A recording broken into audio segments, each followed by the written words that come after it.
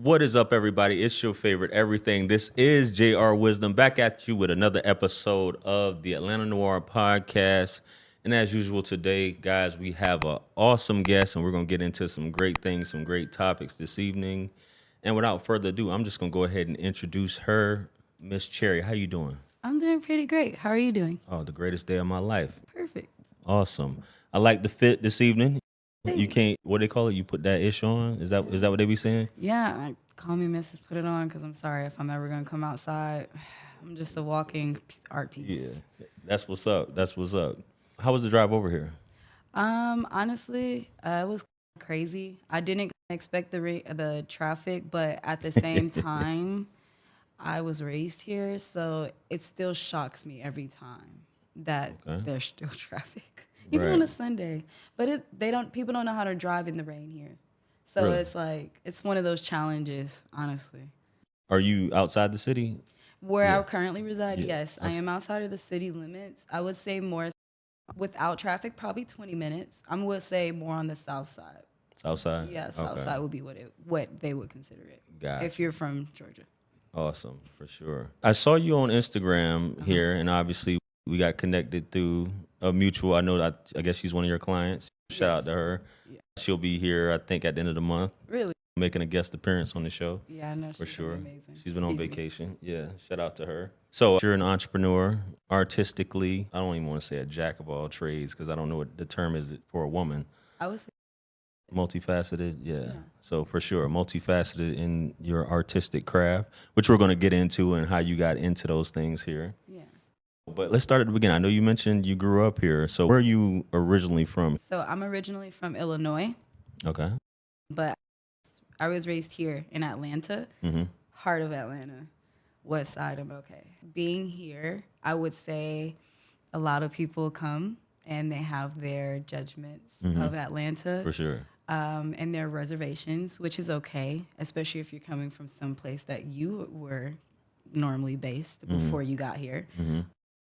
But as somebody who's been raised here, went to the school systems and things of that nature, Atlanta definitely has grown tremendously since I was here, since I've been here. And honestly, I just think that a lot of people do not appreciate Atlanta for what it is. Yes, there's challenges. Yes, there's those few. But out of everything, Atlanta is Atlanta. Nobody would love Atlanta if they really saw the groundbreaking of how Atlanta started and then how it's really progressing. Right. I personally feel like our development here in Atlanta has progressed 2 times faster than a lot of areas in this state currently, specifically. To be a little bit transparent, but also just in that nature, and I guess more so of me thinking about in a view of actual development of how they're building the city up versus me talking about certain dynamics of their maybe laws or just things like that. So just to keep it on a light note, I love the development that Atlanta has done. Then plus a lot of people don't even know Atlanta's very resourceful. There's a lot of programs out here in Georgia that are very helpful. So that's something that I like to highlight that a lot of people don't talk about. We're always talking about people, but never the beauty of the city and what it does for its community. So that's something that I would like to dish out. I feel like we're growing because there was in the past where I felt like it could have been more. But now I'm actually liking how it's a slow grind. So I appreciate that. So, yeah. Awesome. When did you move down here from Illinois? When we You don't have need to these say a topics, year. You don't need to say a year. Yeah, no, I don't have to say a year. Yeah. But I've been here since I was a kid. Okay. So normally when I tell people that, everybody's like, "Oh, you're from here, you're from here," and I'm like, "No." My birth certificate still says Illinois. Yeah. Do I still represent Atlanta and say I'm from Atlanta? Yeah. Where people be like, "Oh, where you reside?" Like from Atlanta. Yeah. But when people ask me where I'm originally from, I will tell them my original birthplace. Gucci Mane, he ain't from Atlanta. He's from Alabama, right? I think he moved here when he was like, what, 12, Yeah, see. 13? I moved here like 4. Yeah. You've been here A long while, time, but I've yeah. been back and forth too. So it's For like, sure. we can say yeah, but I still don't claim it. Gotcha. Oh, you a lot of back and forth with Illinois? Just a little bit when I was younger. Got you. Yeah. So what kind of kid were you in high school growing up? Oh, that's crazy. I know you I had the did not- artistic. Well, Yeah, I was always an artist. I've always knew since I was a kid I was going to be an artist. Do I do art now? Just a little bit. Maybe in a very multiple realms because crazy. But excuse me, let me get back to the subject because I ramble out sometimes. You good. No, so me in high school, definitely different from how I look now. I can say it definitely was 100% a glow up, but it wasn't necessarily, it wasn't too straight away. It just wasn't at its full. I don't even think I'm still at my max potential or full, forget potential. I don't think I'm at my max yet. I think I'm still pivoting there. Okay. And we're still getting there, journey year by year, day by day. But in aspects of me when I was in high school, I wasn't as social, but I was social enough to know at least anybody that was in my high school. It's not necessarily know them because also I didn't really consider everybody a friend then, but I would say I was very involved. I was part of the extracurriculars. I became vice president of an organization. I ended up being in 2 different sports at the same time. What sports you play? I did volleyball for 3 years and then swim for 2. You are tall, yeah. So I did that. The heels aren't too. Yeah, I'm too like much, 5'8", but it's okay. You're 5'8". Yeah, now. Yeah, so I was like, oh, okay. But no, so me in high school, it was interesting. I would say for me, I was like 200 pounds then. So it was very, that's why I can say my life now and actually talking about growing up here, it comes from so many different perspectives just based off of the overall growth of evolution of the individual themselves from things like that. So it's, high school wasn't horrible. I wasn't bullied or nothing like that. It was really just, I would say high school was different. It was a lot of challenges. I got told like by some teachers on things where I couldn't do certain things. So I feel like in my dynamic of high school, it was a lot of groundbreaking and understanding and pivoting but learning. But still, like, I wasn't as aware at that time. I was hustling. I had my first job at 14. So like we were still working jobs and things like that. So that's something I try to consider. But I had a good life in high school. I don't think it was horrible at all. Now that I think about it, it wasn't horrible. Gotcha. It was pretty dope. You want to shout out that high school for the people in Atlanta? So for anybody to go to Mays High School, Benjamin E. Mays High School. That's right. Definitely alumni. We will always represent the west side of Atlanta. So thank you, Mays. You've definitely cultivated an environment and curated beautiful kids to make such pavements in this world. Some areas, but we're not gonna talk about that. Yeah, because that's a different conversation. So yes. Where did your journey go after high school? So after high school, my journey was rocky. Yeah, straight out of high school. Excuse my language. Heck yeah. You can curse if you want to. Okay, yeah. That crap was hella challenging. I'm still facing challenges daily, just to get to where I like to be, and do what I like to do. I wouldn't say it was horrible. I would say it's if you're not aware, ignorance is beautiful. It's bliss. But when you start really paying attention to certain things and things start going in a certain manner for you, it's just it molds you in a way. But I would say for me after high school, it was pretty dope. My first challenge was I was originally supposed to go to this one school. I had everything set. Me and my classmates, we was finna go to that school. We were gonna be together, roommates and everything. No, it's in-state this time. I was gonna go to out of state. I had some opportunities to go out of state, but I did not take that. So I decided to stay in-state. As I was going through like me trying to achieve that to go to school, they told me I didn't have $3,000 right after I curated the classes and whatnot. And then I was like, dang, okay, so you told me this after I paid my application for the campus, did not refund me at all for the apartment at all, nothing. Then you're now telling me after I already did everything, registered for classes and all of that right before school starts, I still owe you $3,000. And it's not like I had scholarships or anything like that. That's what I was going to ask you next. At the same time, like I still graduated with a 3.0 GPA. So to me, it didn't really make me too mad, but it's just hey, I guess I didn't, in my opinion, I felt like at that time, I never looked at it as if I didn't do good enough to deserve you to pay for me to go to school. Right. I just personally looked at it as if you know my situation, financial aid knows my situation because financial aid knew when I applied for it. And then I guess however they do loaning or whatnot with the unsub and things like that.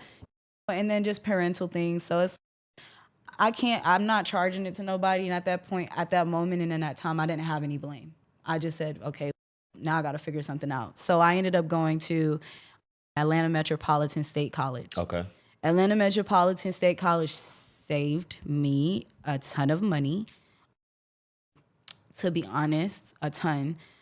I was literally going to school full time for classes that was like literally $1,000 full time a semester.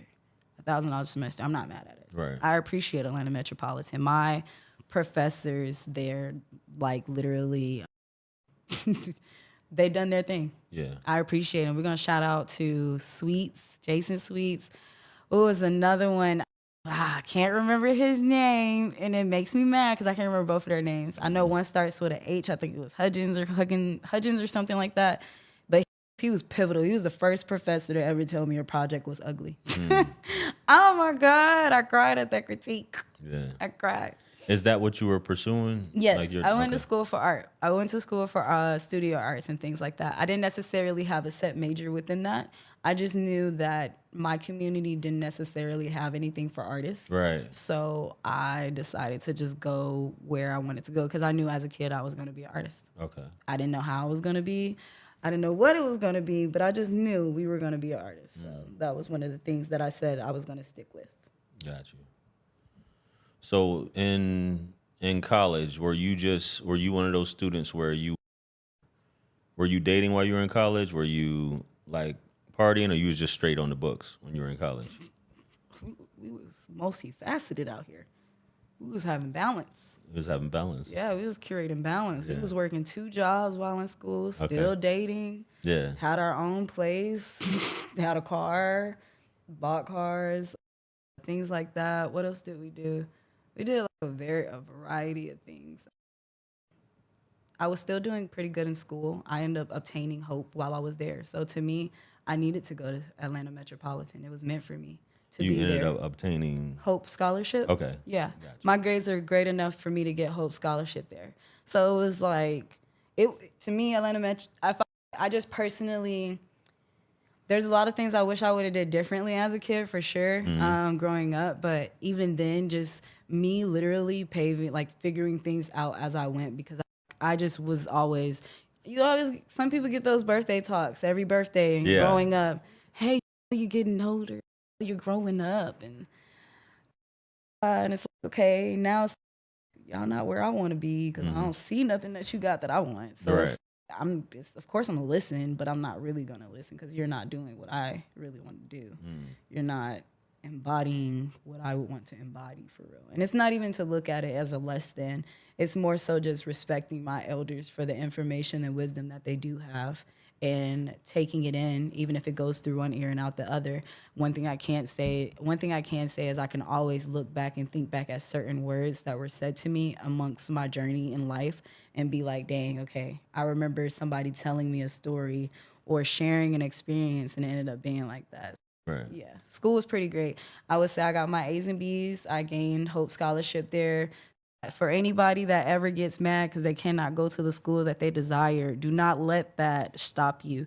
Rejection is protection and just redirection. That's right. That's it. That's it. And I'm still trying to understand that, but that is it. Yeah, so like school was great. Dating, dating was funny. Yeah. Dating was interesting. Definitely being plus size then. It was very you were still plus size then? Yes, Yeah.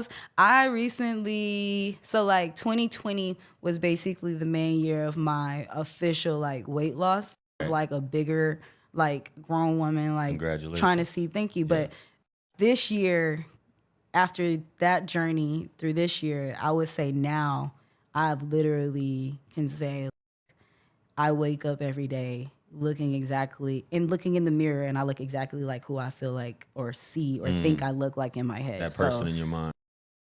That takes a long journey. So, but even then, it's just a lot of character growth. So I would say dating then at that time it was a lot. Being a little bit, and I mean, I would say one of the main things I could say for sure at that time, I wasn't confident at all. I was just doing it because my mom's a hustler, so I always see my mom hustle. I always see her work. So again, me working a regular job to get a steady income check, me doing makeup because I'm just like, shoot, I don't like how dark-skinned women are looking. Yeah. I love my chocolate women. My mom is a chocolate woman. My family members, chocolate. Like, I'm really the most light-skinned one there. Right. But it's like, I love beautiful black women. I love my beautiful black women.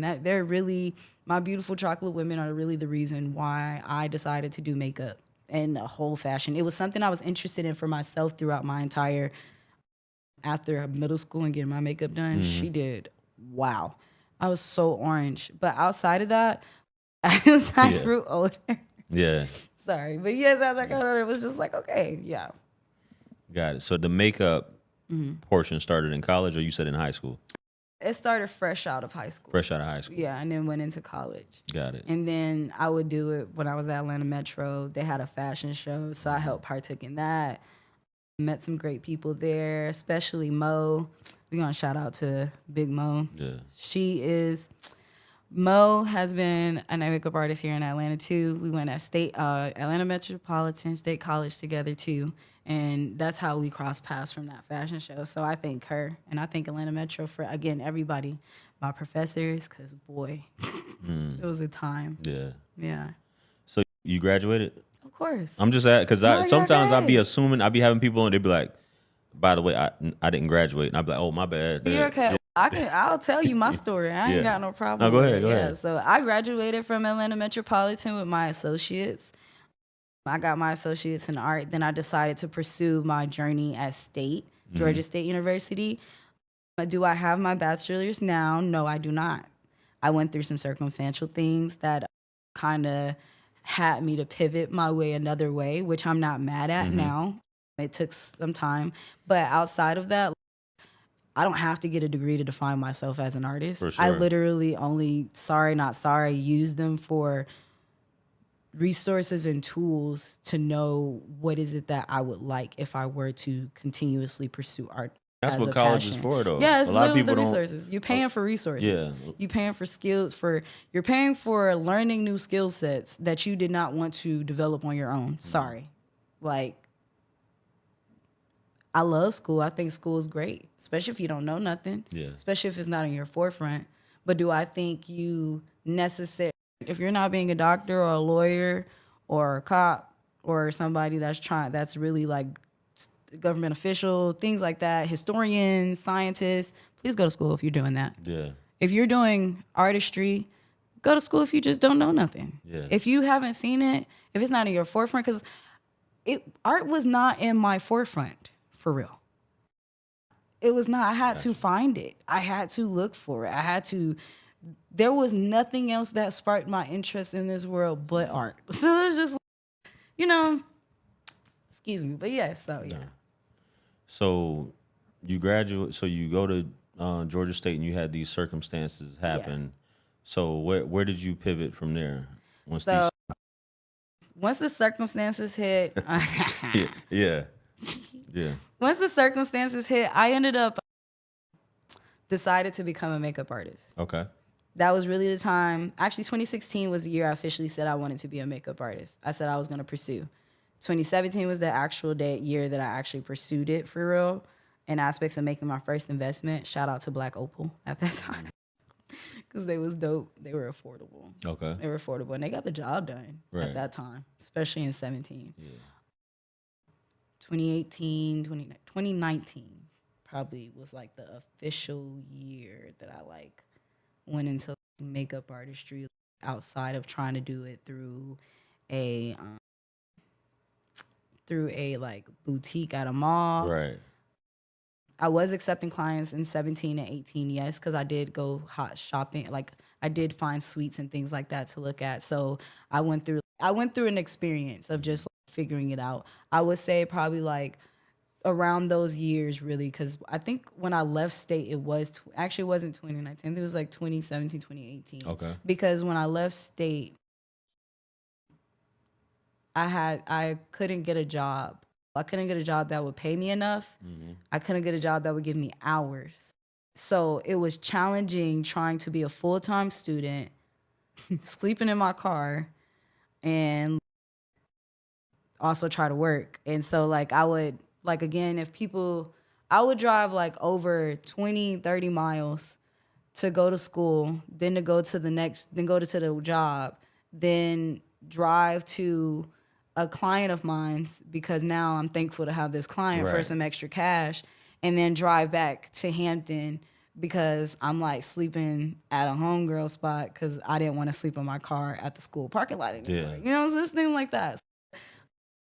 I think like for me around that time, I felt like that's when I knew it was for me, but it's still one of those things where I'm like, do I really want to really say that? Because I'm great at it. And it took me a minute to really say that. So it's like, I feel like it's just one of those things. I'm really very critical of myself as an artist. It's just one of those things. Right. Very sensitive. But yeah, like I feel around that time when I really had to get it out the mud, when I didn't have anything, I would say makeup was one of those things that helped me really Gotcha. get it. Because I didn't know what else to do work-wise. And I felt like if I was going to make money from something, I might as well still be art since I'm sacrificing leaving school. Yeah. So I decided makeup was my art and was my form of actually creating art.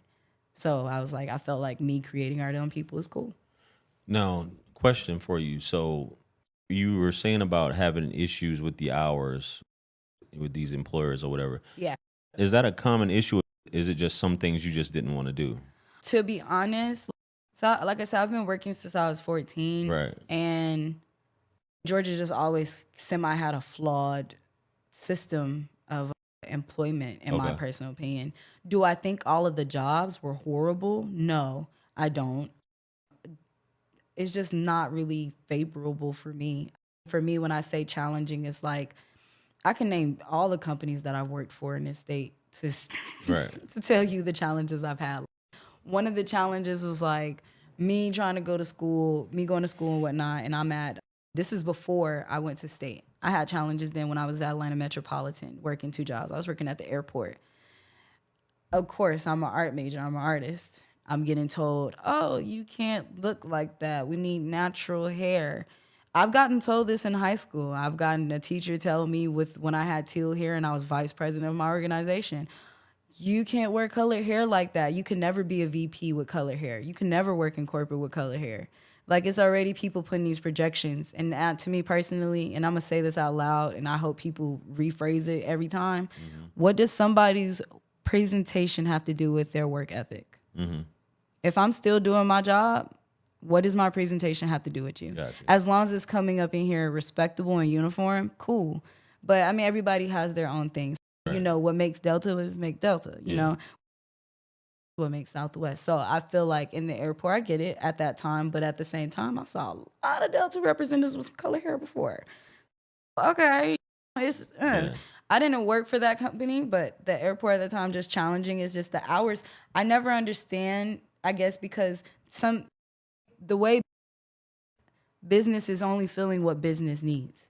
If business is short staffed between these specific hours of surplus, then yeah, babes, I just wish they were a bit more transparent. I'm okay with a no. Just be more transparent about it.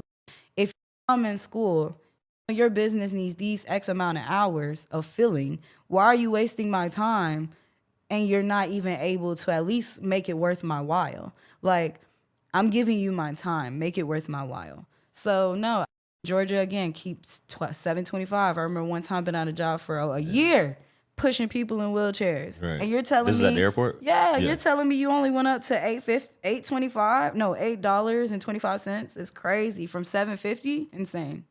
Damn, I didn't know they was paying that low Yeah, to do that. that low. That's 2015 to 2017. That's how low it was. But what's so crazy is I was in school, 2-bedroom apartment, no car. And I was like, oh my God, sorry. What happened? It did the balloons. I'm sorry, I get excited when I thought it went. I thought the thing went black. No, you're good. Yeah. But no, yeah, I had a 2-bedroom apartment. I was in school, 2 jobs, and You said no car? yeah, no car. Wow. Yeah, so it's how you get it. Yeah. Personally, and I guess for me, my mom's from Chicago, so Right. that's how hers is. It's like it don't stop. So it's like one of my favorite cities is New York. Just like when I went to New York for the first time, I was like, wow. Yeah. I was like, I'm basically doing shit I'm doing. Doing the things No, I'm doing in New York here. Like Yeah. it's crazy. But yeah. One of the biggest issues was basically your appearance. Yeah, Well, a lot of appearance jobs. for sure. Yeah. Appearance for Okay. sure. Got it. You mentioned earlier sleeping in the school parking lot and your friend's couch or whatever. Yeah. How long were you in that situation of I guess being I would say I was there for like a few months or whatnot. Mhm. Until I figured something out. Yeah. Yeah. So Are you like a prideful person?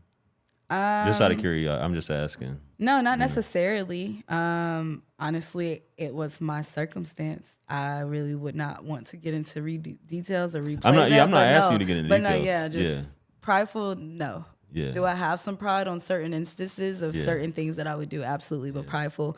During those instances, it wasn't about pride. I think for me, during those instances, it was about control. Yeah.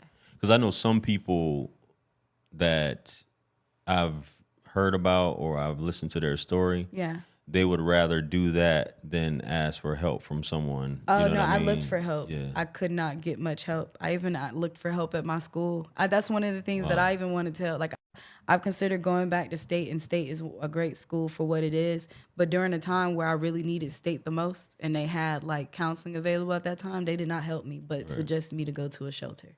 Wow. At that time, before nobody even gave me suggestions on what I could do to help me get back into school or to help me not be left with debt from school. Right. Nobody advocated for me to tell me what other options were available, even though you have counseling at your school. It's crazy. What more do you want me to go for if I'm going to counseling more than twice at your school to try to figure things out? And then after that, at this point, I'm not going to keep taking 2 no's of something and continue to talk about something that you're not making an effort to change. Yeah, that's crazy. Got you. So what was the changing point to shift you from this point of being in your car and your friend's place to you actually, getting back on your feet, for lack of a better term? Was it just you started building your clientele up, or? No, I wish. You said no? It's not like it didn't. I would say around that time, I would say shout out to my job. What really pivoted me to get to where I would say comfortable sitting is my corporate company. Oh, so you had another job. I still work a corporate job. Oh, you still do? Okay, I didn't know. I work. Yeah. I have 3 jobs. You still got 3 jobs now? Yeah. I work for a #1 beauty retailer. I work for a Fortune 50 company, and I also own a business. Got you. Okay, I thought that at that time you were just doing. Okay. I didn't get there until 2020. Got you. Yeah, but from 2017 to 2019 to 2020, that was that time. I think 2019 was probably it was 2020. 2020. Yeah, absolutely. Man, that's a story because there's a guy called Atlanta Street Interviews. Have you heard him? So he interviews people who have gone through things and life has put them in different situations. And I guess people from different walks of life, people that actually move here to Atlanta and then things happen or whatever, but to persevere and make it to the point where you are able to, especially you're not a lazy person, as you said, you always had multiple jobs, but to make it back to that point of, going through this situation that you went through, to be able to say, hey, I'm going to thug it out through this and I'm going to make it happen. Oh, yeah, like a lot of people don't understand. Once you hit rock bottom, not a lot of people come up from rock bottom. For sure. Not a lot of people come back up. I've hit pivotal moments of rock bottom before I even got to, I'm not even 30 yet. That's the crazy part. And if I feel like I've hit rock bottom before not even 30 yet, that is crazy. But no, yeah, I feel like in that instance, it's like one of those things. I feel like my struggles made me. Like my challenges molded me. A lot of people don't even think when they see me, I've experienced the things that I've experienced, or I went through what I went through, or this. There are a lot of people because I guess whatever how society deems me, we'll say that. Right. I guess I look like I can't do that. I can't go through that. I look like I have light work, but everything is always heavy. It's always heavy over here. We just make it light. So we thank God for the capacity. Yeah. Oh yeah, absolutely. It sounds like and you're not even 30 yet. Yeah, that's wow. Your journey's just beginning. I'm telling you, I mean? this is gonna be crazy. So yeah, so not 30. So we're gonna pivot a bit. So you have this. I know you got, like as you said, you're multifaceted. Sure. You're doing the makeup at this point. Absolutely. When do you start to diversify these other skills or delve into these other skills and talents or learning these other things? When did I decide to do them? Yeah, at what point did you decide to do that? Because I don't know if makeup was the primary thing along with those working these jobs that you were talking about. Yeah. But I know you do other things like lashes, brows, and am I missing something? I know you do a lot of things. Yeah. Yeah. I do a different Yeah. amount of things. But so like my business focuses on makeup and lash extensions. Right. My lash extension services are only like it's really only people who truly love my work. Yeah, Like, got you. I don't market that as such a big thing, but yes, that is something I do. And I do brow laminations. Outside of that, what makes me pivot to the different things, I like the challenges. I'm a natural problem solver. So that's my survival skill tactic, problem solving. I would say that, what did I do? I think for one, when I noticed that, I guess at that time, like I said, confidence is really big. It's really big.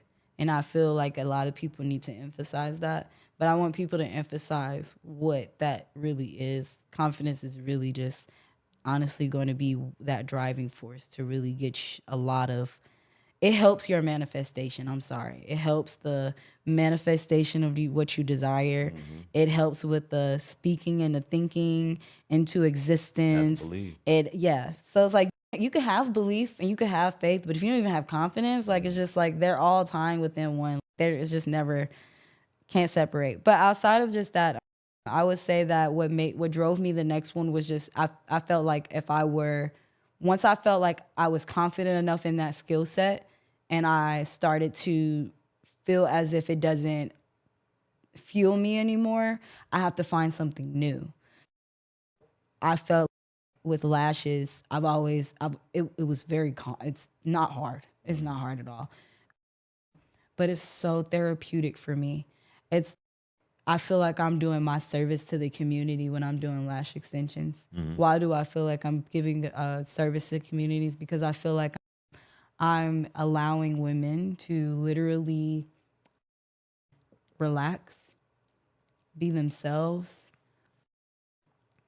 I'm sorry, I'm very empowering. So anything any woman tells me, I'm always liberating. I'm always empowering it.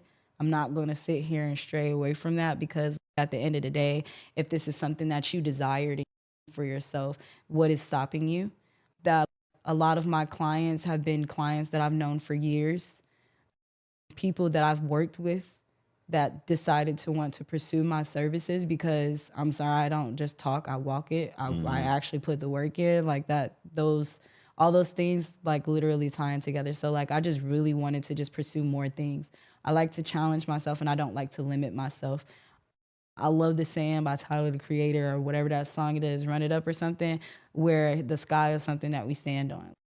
That's hard to be. I like that. So the sky is something I stand on. The sky is something I stand on. But it took me a minute to truly see that, for me to believe that. So I feel like people who were born with that, that's beautiful. I love that for y'all because that means God blessed you with your, or if you want to call him your creator, your higher power, the universe, whatnot. A higher power decided to bless you with that opportunity, like to really sit here and either execute, because he put the same idea in multiple people. He did. Because there's multiple times where I've had ideas of something, like Klarna and Afterpay. Yeah. I thought of that years ago. It's funny, Yeah. but I love how life manifests in itself in ideas, because ideas are so rich. Like, they're so rich. Yeah, I may have thought of that because that was probably something I was like, oh, yeah, I like this bag. This is before Louis Vuitton was super cool in my genre of age or whatever. And I was like, ooh, Louis Vuitton bag. Dang, do I really want to spend $1,000 all Yeah. at once? Who wants to do that? And that's just, I guess for me, everybody's different when it comes to money. So like for me, if I didn't have a family that brings in an excess amount of money to be like, oh, that's nothing. Oh, that's okay. No, this was like, damn, we're really working out here. You really want to spend $1,000 on a bag right now?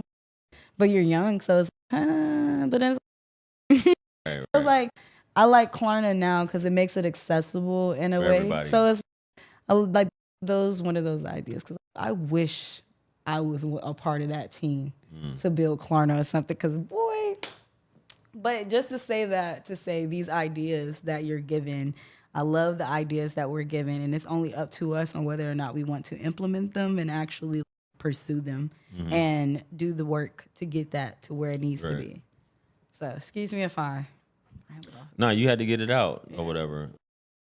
Has anybody told you like Charlie Baltimore?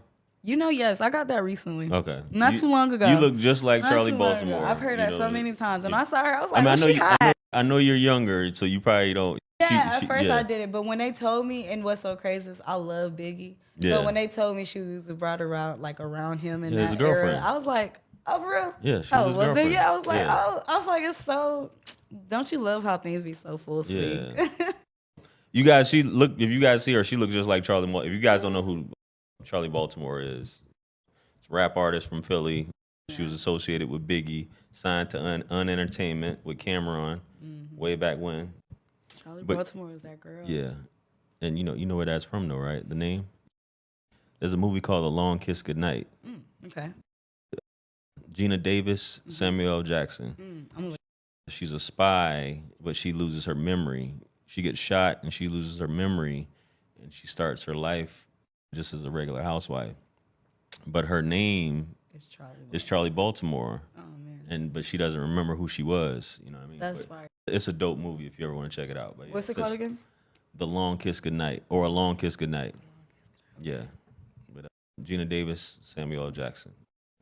I think it's, and I know I'm segueing on this because I think it's very important how there's a message in that movie, which I think is important also, that goes along with almost like 9/11. But this movie came out in 95 or something like that, 94, 95. But how they illustrated it in the movie, yeah, we'll just blame it on this group of people. We're gonna do this. We're gonna cause this to happen, and we're just gonna blame it on this group of people. But yeah, that's neither here nor there. You had these different things all before the age of 30, and you said your weight loss journey started. You said 2020, or it ended in 2020. My weight loss journey started the moment I became 18, but it took a minute. Yeah, that's a journey within itself. But what was 2020? You said something about it. It was 2020 probably was like, for me, like one of those pivots where I was like, wow, we actually we hit a number. Look in the mirror. We hit a number. No. Okay. 2024 is the mirror. There's the day 2024 is the year where I was like, wow, I actually look like who I see myself in my head in the mirror. 2020 was the year I was like, wow, you actually touched that number. Gotcha. That's crazy. Like, kudos. Nice. Now with that, with you hitting this number and you becoming this different version of yourself, did the type of men that you interacted with, did that change from who you would previously deal or interact with? I would say, it's a little different. Yeah. It's a little different. We're like, me and dating, it's still we're still learning. Yeah. We're still You're not 30. I'm not. Yeah. It's like I'm not. I don't know Where was your yet. confidence at though? I at was this point, that's what I was saying. Yeah. I was gonna say, growing up, we had to build. Okay, so this is one of the things I love to tell my friends, and I swear it's so funny. Most people are born with confidence. I had to really get this shit out the mud. I had to build it. Yeah, what am I like? It's just, I guess for me, I truly had to understand what is the purpose of me being a confident person at that time, because I guess at that moment I just felt like I was a person in this world. There was a lot of things that I wasn't in control of as well, because we're kids, so it's our parents For sure. things, and it was a lot because a lot of people don't know. It was a lot for me because I'm a single parent raised home, so it's very challenging trying to figure out all of those things. Right. Coming from the past, I would just say, like, over my years, it's not that I wasn't necessarily confident in who I was, like 100%.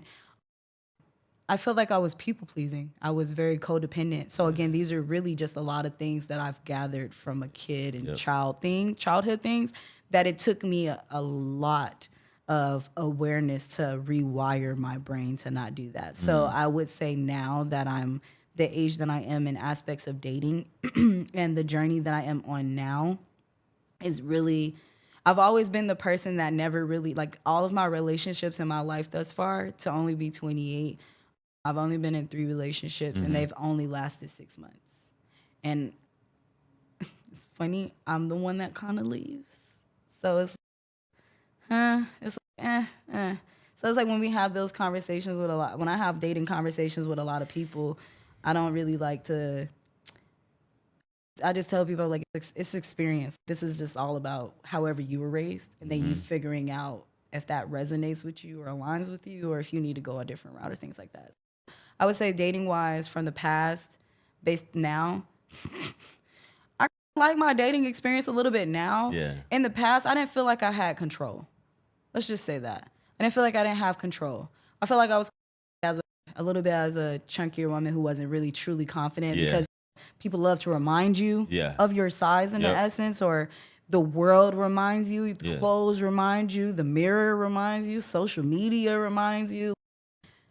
The whole world is reminding you of your size, and there's never really a lot of empowering women. Like, one thing I can say I love my mom for, because my mom she's a plus size woman too. She always grew up as one. Yeah. Me, I grew up small, and then I got big. Got you. And then I was like, dang. But my shit was again emotional, like stuff like that. So it's like people understanding the root of where they are in reference to who they are when they're ready to make those changes. They'll know what they need to do to really with those changes. Because for me, I knew what needed to be done even when I was a kid, but I didn't have money, so I couldn't do that for myself. So it's like, I like the fact now, and it's just like I was telling people now, I was like, I used to really want to rush to be an adult. And I was like, I'm not gonna lie, adulting is very ghetto. It's very ghetto. It's a lot of responsibility, but I was like, shoot, I've had responsibility since 14, so it's like, it's nothing new. But it's like, as an adult, the breaks that we get,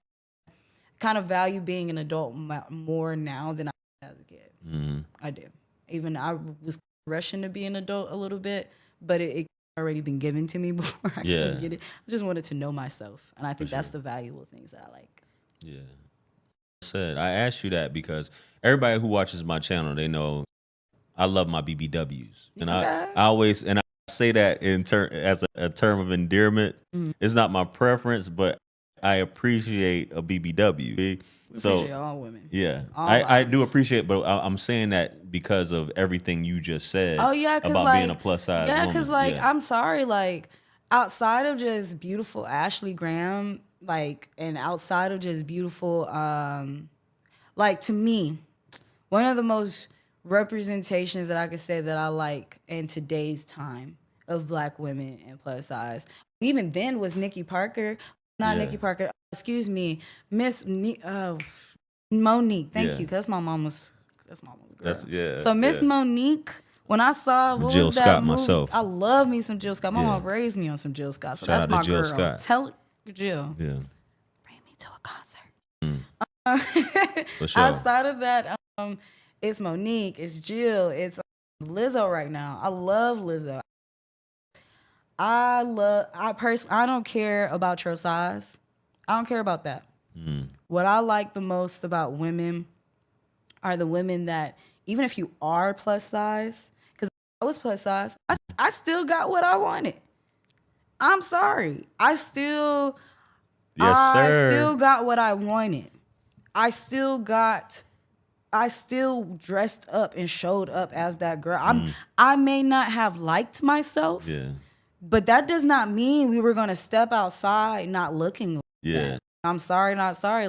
Forget that. I could say I had a little bit of narcissism then too, because I have camera rolls looking at myself. Because sorry, we pulled them looks off. We was still looking good. Like it's just those things where I feel like with women, and if you want to call, we will say with the numbers and those digits, whatever the case may be, it's just amazing. I think women are amazing. I feel like people should really look outside of the factor of just mothers and aunts, sisters, friends, and just really look at like the whole embodiment of the species. Because I love men too. I think men are amazing. Like men are dope. Like men are very great. Men are great. Chubby men too. We like you. It's all about how you show up. And I feel like I like them.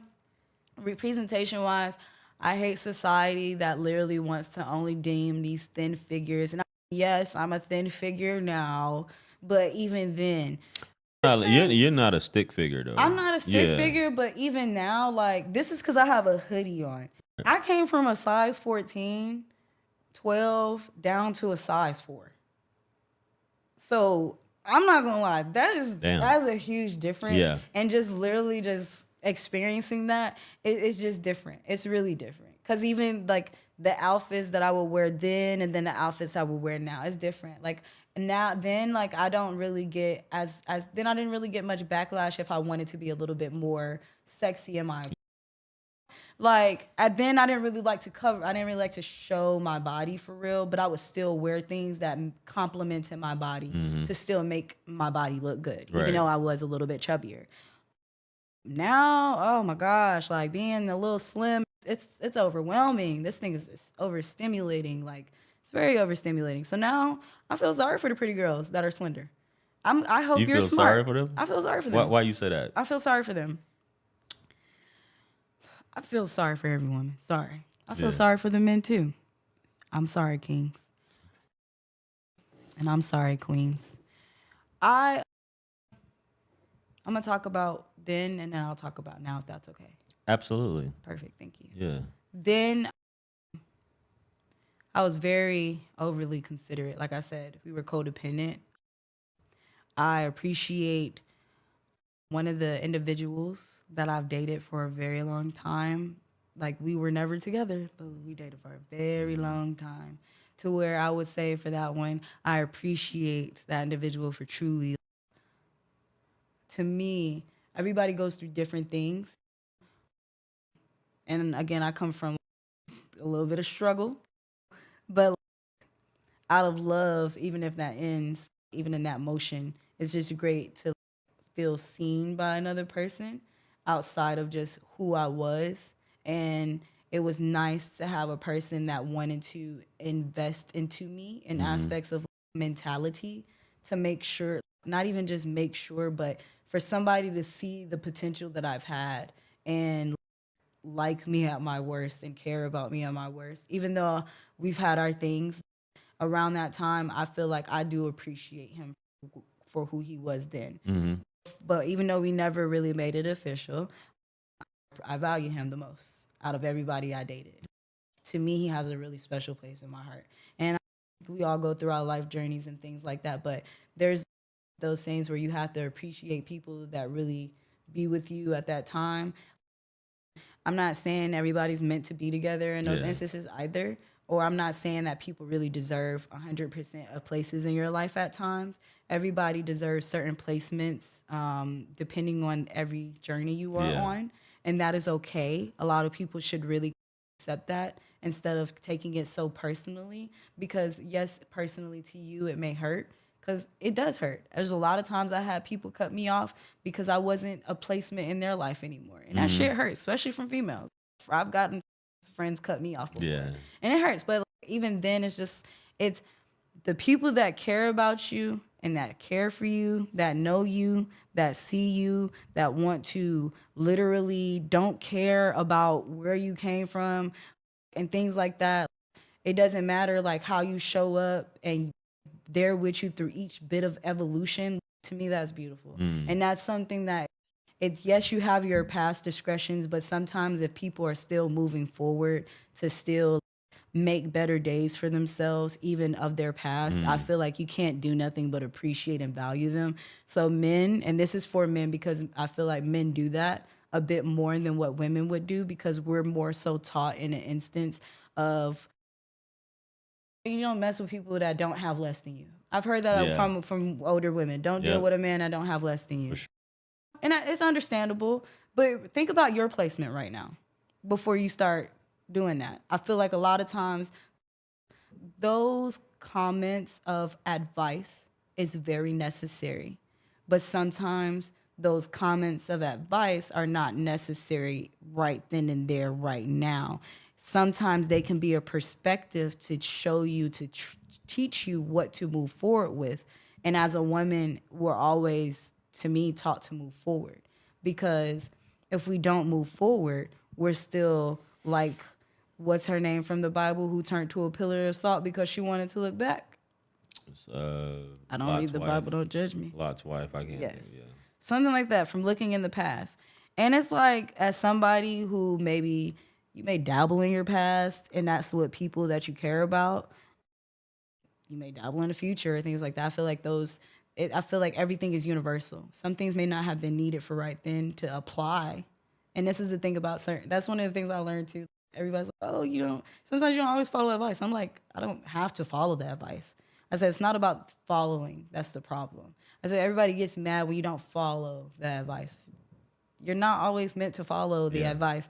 You're meant to be shared the perspective to know how you would like to give you an option of navigation. Because, like, how many people really look at too many options? And I guess for me also, my mind thinks of multiple options sometimes before just moving in it. That's a little thing. You have to be strategic sometimes in life, and that's definitely what I do. I do a whole analysis process whenever I make any decision, because you have to weigh all the mitigating factors and stuff like that, for sure. Oh, I'm so sorry. I forgot. That was that was I was going to answer. It came to my head. Excuse me. What's that? Where I was telling you about the dating in the past. I wanted to make sure. I always told myself that if I were ever going to talk about dating, I knew I was going to always acknowledge that one individual. Yes. Because it was just like those things. But I would say, if people are dating, like, you date for experience. Whatever you just now, you date for experience, but you have your intent at the end of the day. I would say for me, my intent is always dating to marry. But for somebody who did not know the dating process or know how that went or have not seen healthy relationships, that's a different dynamic at that time. I didn't know that. I literally can say, like, over the past couple of years, I just started getting acclimated with healthy relationships and people in healthy relationships. So I would say, if people are going to date, some people are dating just for that time being right then and there, because a lot of times we're learning ourselves. There's certain things that people that God placed in our lives in certain timings to help give grace amidst that when you're trying to navigate. And then there's those times where you're still given those lessons to know when you really still do have to choose yourself, regardless. So I would say, like, at the end of the day, always choose yourself. Never make regrets in aspects of those choices that you make out of love for people, because that's just stuff that you do out of love, out of the pure intent of your soul. Because if I feel like love is unconditional, but at the same time, there's some conditions, baby.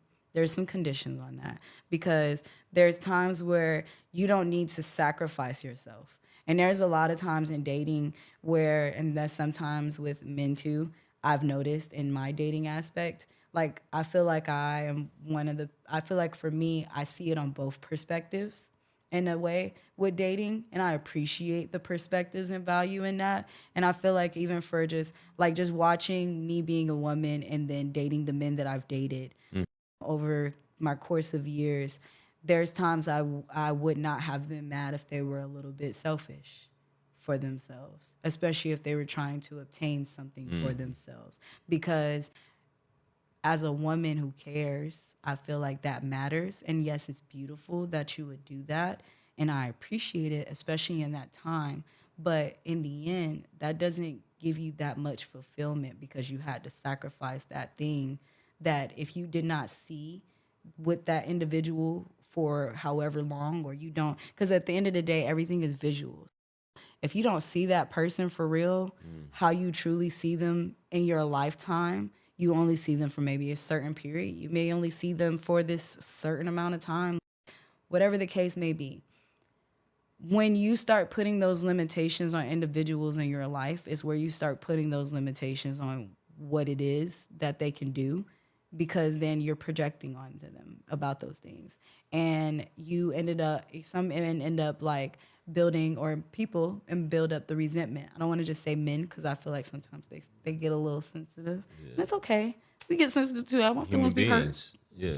My feelings be hurt. Yeah. But it's just one of those things I just feel like I feel like I love the sacrifice and I love the wanting to do, but I feel like at certain points, men should also be told when it's time to sacrifice certain things and then when it's not time to sacrifice certain things. But out of love, it makes sense. So that's why I feel like at the end of the day, when you do things out of love, there should be no regret for it, or what you call it, knowing what you want. You know what you want at the time until you really gain the experience through dating to know what you truly want for the rest of your life. A lot of people try to tell you to settle as well. Excuse my language, but fuck settling. Sorry, not sorry. Nobody's saying do not settle down with the love of your life. But why settle for something? It's just, to me, settling is such a negative connotation. And it's just in the essence of, oh, yeah. And it's how people put it. You don't have to say, yeah, I settled for this job with $50K a year. It's okay, I settled for it. No. Hey, I decided to go for this $50K a year job because I had more flexibility. I love my work environment. I love how much I get paid an hour. I love seeing the checks that I have a week. This, that, and the third. It's certain things. So it's like, to me, the negative connotation of settling is crazy. It's not, I don't think you're going to one day settle down. Nobody's saying that is the problem. It's the settling for these things like of, oh, that's not the person that, oh, like everything is like, oh, he's not that person, then you need to go find better. Okay, then if you feel that way, go find better then. Do that. Then whatever you decide to put in the air that you feel like you want, go do that. But I feel like at the end of the day, even if you're dealing with people, if you bring that to them and they just don't want to do that and they don't see themselves doing it, you have the choice. Are you going to be okay with that and deal with that person? Or are you going to want to work with them on it? But are they willing to work on that? Some people be comfortable with who they are. And I think for me at that time too with dating, some of the men that I dated that I was in relationships with got comfortable and I didn't want to deal with that. I don't mind you being comfortable, but at some form, you're happy with where you are for real right now? Or do you really have desires of what you want to achieve and you're just being comfortable in this era, but not really still trying to accept the opportunities or still like, it's journeys. Some people are meant to be with you to your heaven to make it there. Some people are not meant to make it. Some people are meant to be your guidance at that time, your grace, like your love, your whoever, teach you things. Like, we don't always have to put so many harsh things on what people are supposed to do in our life outside of what we have our standard for and what we are and are not going to allow, and what are our non-negotiables and negotiables. It's like everything is bendable and moldable outside of your true morale of who you are and things like that. Said. So what have you? Because I know you mentioned earlier. You said you would like to be married one day. Of course. What have you learned? Because you said you're 28 years old. I think that's what you said. Yes. You might have let it slip, but I am. I heard it. So you're I'm 28. a proud 28. Yeah, no, there's nothing. You're still young, Yeah. for sure. And 16. yeah, I know. And there's definitely points because you seem to be very,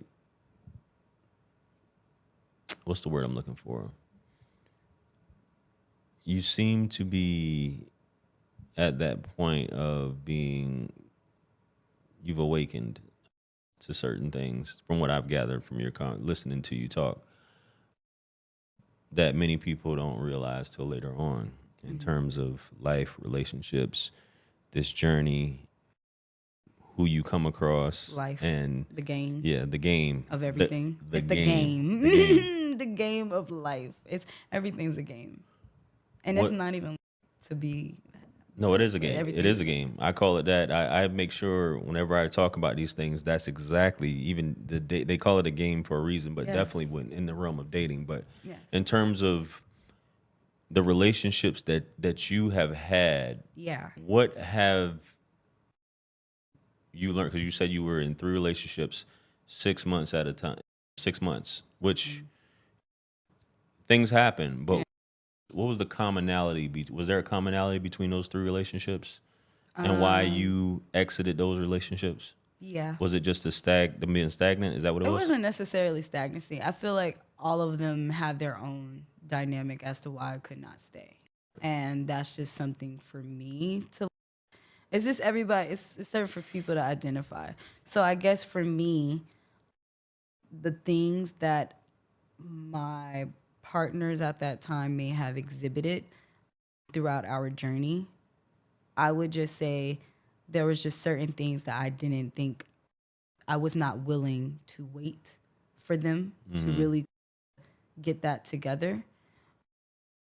I'm not saying that I expect you to be perfect. I'm still exercising patience. I would say with the people that I were with, I'm sorry. If I chose you and I told you I want to be with you and I see myself with you, I was willing to go through a lot of things that you may have probably brought to me, especially at that time. Should I have dated better? Sure, probably. Yeah, why not? Everybody could date better though. For sure. Yeah. But yeah, I would really just say I valued them during those times. Each person that I've dated, I valued them. Each person that I would say for me, it's just more so of, again, evolution of growth, because my relationships weren't like, some people date back to back. That's okay for them. Me, I was like, my first relationship was not fresh out of high school, like 15. I dated for the 6 months again. I didn't get back into another real relationship until like 2019. I didn't get back, we broke up 6 months later. I didn't get into another real relationship until maybe 2023. Yeah. 2022, 2023, around that time, 2022. So I say that to say that there was definitely evolutions of growth there. Yeah. I wouldn't say too much of the comfortability. I've seen the comfortability once it gets there, because it's like there's this thing with dating that I'm not a fan of. Don't What's do that? all these things to woo me. Love bomb. Yeah, that's so weird. Stop. Be my friend. Yeah. Come on, babes. We'll get so much. I've been saying this for years. Be my friend. We'll get so much farther. Why will we get farther? Who do you learn the most? Your friend. That's why they're the most beautiful and the strongest relationships you've ever had, for real. I'm not saying that there's not people out here that you would meet in those time frames where y'all end up creating this beautiful union of sacredcy for y'all, and y'all are so connected in this, that, and the third. But everybody's so different. If you have not seen a healthy relationship, how are you going to move as if you've been in a healthy relationship?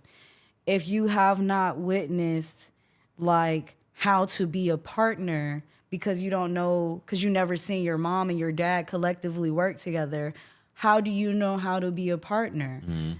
We all have these things that I love social media and people to put in our forefronts for us to learn from and have as a perspective and as a resource. But let's be real about where you are and where you come from and this, that, and the third. I had to do a lot of digging to understand why the hell I attracted the men that I attracted. A lot of digging. First of it was blame. And the blame was my mama. The blame was my mama and my daddy. That's the first blame, because y'all were the first prime examples to let me know what it looks like to be in a relationship and what a relationship looks like, what a friendship looks like. My experience in life only helps me detail how to navigate in the world with other people outside of just you, family. Like, that's just being real. Then it's okay. Then you have, it's so many compartmentalizations of things where, yeah, that can be quite challenging and very complex for people who may not have the capacity. So again, thank you, God, for the capacity, because it's crazy. Just looking at things in the outside realm of just being in it and being you and taking accountability even for the smallest forms. I take accountability for all my relationships. I entertained it. I was in it. I chose it. Certain things I wish I did better. There's a lot of things I wish I did better in the relationships I did. Because it's not like they didn't do what they needed to do to make me be their partner. It's the fact that, oh, okay, I could have waited. I could have exercised my patience a little more before just making them my partner. It's just things like that. Like, dating is fine. Like, you don't have to, people should understand, you don't have to have sex with everybody you date. You don't have to do that. You don't have to intertwine yourself with everybody that you date. It's okay. It's okay if you guys go out and then, maybe like some one instance, a dude would invite you out or something, and then like most of the things girls would be like, oh, he wants me to pay the tab. Okay. Now I ain't gonna lie, you invite me out, I'm not paying no tab. Sure. You invited me. Why would I do that? That's crazy. Yeah. Chalk it up, sir. Take it back to the drawing board and rethink your plan, because your game plan is flawed. Sorry. If we're going to talk about it, we're going to talk about it. Yeah. But if it's like with women too, it's okay, you want this, but I used to, okay, I'll say, for example, for me, I used to want, there was one thing where I was like, oh, I want a man to do this and do that. And I really had to think about it. And I was like, dang. I actually got it. And I said, dang, after we had conversations one time. And I was like, oh, you don't do nothing for me. I said, I don't do nothing? When's the last time I didn't do anything for you? And then we had the conversation, and I had to think about it. And I was like, man, you know what? All right, you're right. I could see that. But everybody's different. I didn't have a driving motive to be like, oh, let me cater to a man. Yeah. I had the driving motive of, let me make sure I have myself together. Yeah. Because then a lot of women think like that. Yeah. But you're always told a man is a provider. Yeah. Now, there's way more ways to provide than just financially, because when I got to a point of a relationship where I was like, oh man, I feel like I met a person that's able to help provide for me, I kind of thought that was the time for me to feel like more comfortable in the essence. And that to me is where it slips up for some women, because some men can do that, but then they don't really authentically be themselves. Mm-hmm. And yes, again, we have love bombing, which is, again, weird. I don't understand. But at the end of the day, you just have those experiences. And I would just say for that, it's just, I say again, with the sacrifices, how I wish men didn't sacrifice certain things of themselves for the women that they love. Women should not sacrifice the things for themselves for the men that they love either. It plays both realms. And I feel like I can't wait until our world maybe I'm a little bit of a hippie at heart, but I can't wait until our world stops this little sexist division thing, because it's like we all have value for each other. And there's just, bro, we have so many calibers. You got alpha, beta, omega. Like, we now categorized it. So come on now. Like, you have insecure, secure, maybe not there, but there. Come on. There's so many different categories of things. It's all about navigating. We all have like our inner thing to help us guide us. If you're not in tune with it yet, then maybe you don't need to date yet until you get in tune with it. Or maybe you date to understand how to get in tune with that. And however you got to get there is however you got to get there. The journey's different, but the pain and the experience is still the same. It's the pain, the feeling is still the same. The experience, the journey is different, but the feeling can always still be the same in essence. Excuse me. Got you. Have you ever been in love? Of course. You are? Yeah. All 3 times, or just? No, I told No? you. I shout out that one person. So that was the one person. That one person, to me, I guess I was just, he came when I needed it. Yeah. In the essence. There were certain things where I wish we didn't have to experience at our ages, and that's okay now. I may hold a little for it, but that's a little real.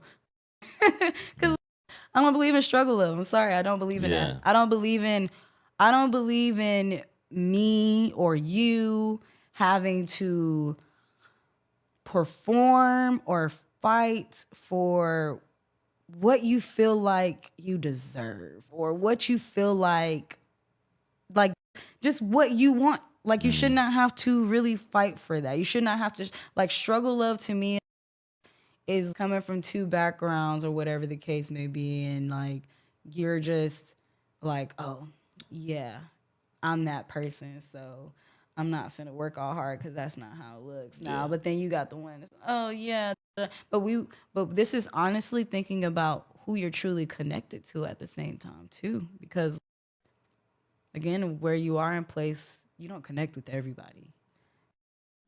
You, like, I would say my dating experiences, I connected with them, but I didn't really connect with them for real. Like, they didn't really get me for real. And that's my fault, because I made myself understand them more than I allowed them to understand me. And that's something that I had to understand going older, even in dating, is not having to give too much people of an understanding, because it's beautiful to be compassionate. It's beautiful to be, it's rare to find people that will understand you, whether you're their partner, their friend, or just a random person on the street. Like, it's very rare to find people that will understand how you feel, even if they can put themselves in those shoes or cannot. Right. So it's, yeah, like, I've been in love. I think I do. It's interesting. I now want. I don't know. It's just a little different thing. I have a new form of love. Yeah. I did that love at that time. It served its purpose. It got me where I needed to be. Like, that love was beautiful. It was beautiful in its hard way.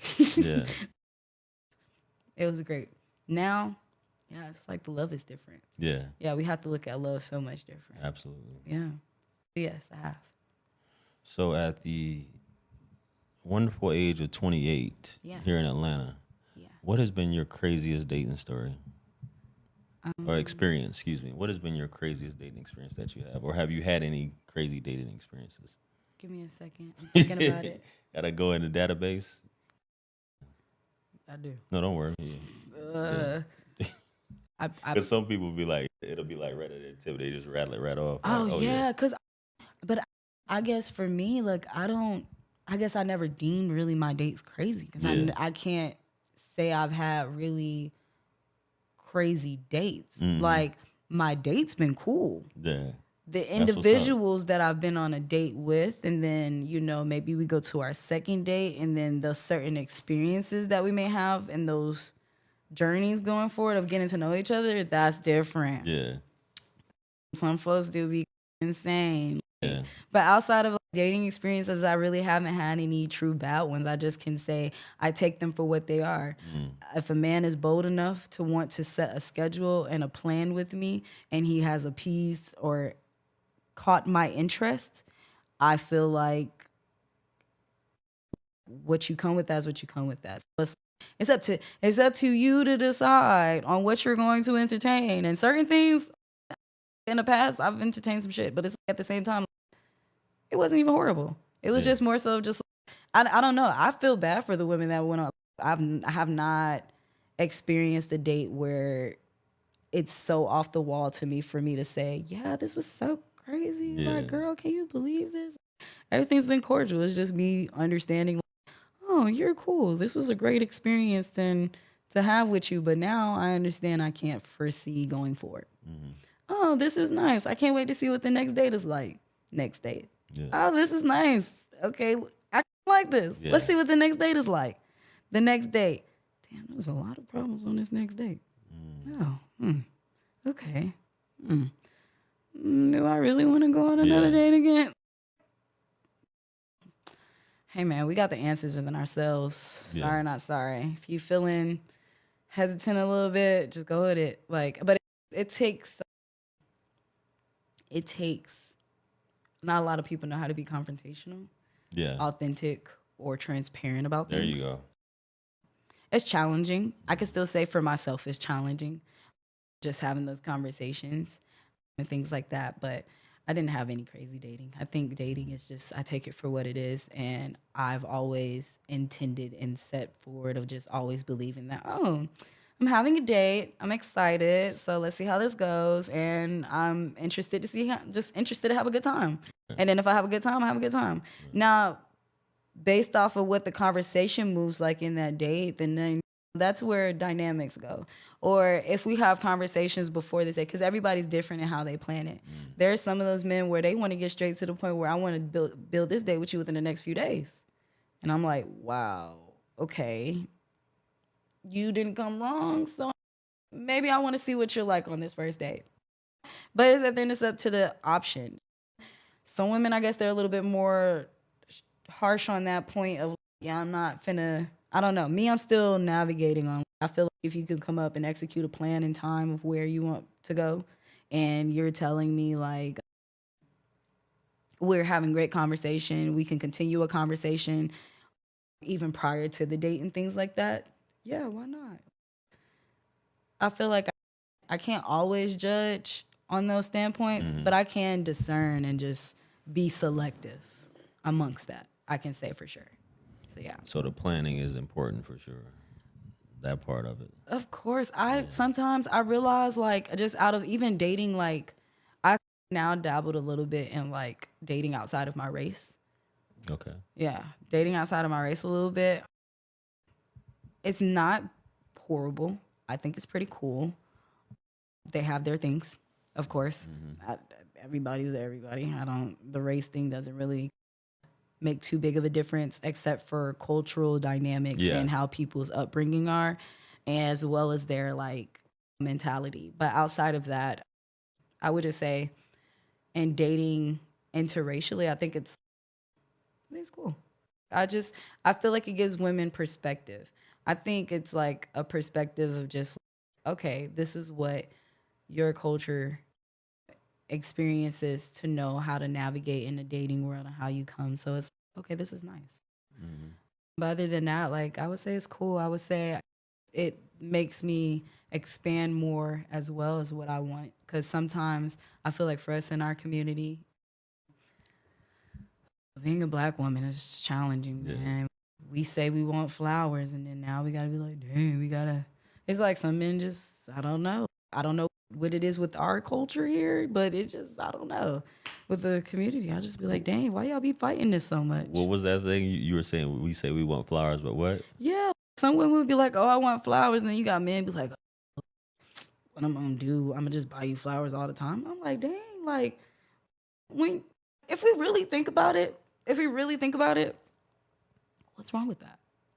When your woman is out and she's getting things for herself, does she not think about you when she's getting things for herself? when the first time she cooks a meal and she is in your presence and you're in her presence, does she not think, let me cook this man's plate? Everything doesn't have to be in essences of just like purchases or things like that either. So like, I just feel like everybody has to find different forms of showing romance. Write a note sometimes. Send a letter. I don't know. Write a poem. Be creative. Be cheesy. For sure. You trying to find love for real? Be cheesy. Why not? If you corny in love, not mad at it. That's pure. Yeah. It's pure. Unless you're like really corny and it's just not going, and you're doing it to just really be corny. I think you can be corny once you and that person. Yeah, it's that, but now you can do it with everybody because then it's just. And me, I can say that because I can be quite corny. So yeah. I think everybody has a level. Everybody can't be quote unquote cool. Like you may do some things cool. That's corny. Yeah, I may do some things that's corny. Whatever have you. It's just on what you view as corny. Some women view buying flowers as corny. That's crazy. And that's why I asked you that, because you'll be like, I want flowers. This dude buys you flowers. You open the doors. Oh, this dude is corny. You know what I mean? Man? So, man, I just had conversations with some friends of mine about the door opening thing. I'm like, when I dated a white man, Caucasian man, make sure I did not touch a doorknob.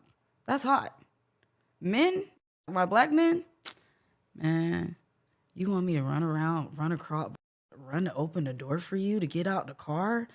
Some people are just not taught mannerism. Yeah. And that's just you, boo. And then again, so weird, as an individual, again, with women, again, and men, you have the option. Nobody has a gun to your head to tell you, hey, oh, I like him, but he doesn't open the door for me. Okay, once you speak up on it, and he says, yeah, I'm not with that. It's up to you. You gonna stick with that, or you not gonna stick with that? And that's where the conversation is settled comes in. And it's not about finding what's better. It's finding out if you are going to be with this person and you say this is the person you want for the rest of your life. Because let's be honest, the moment that people step into relationships sometimes, what do? Oh, this is going to be the person I'll be with for the rest of my life.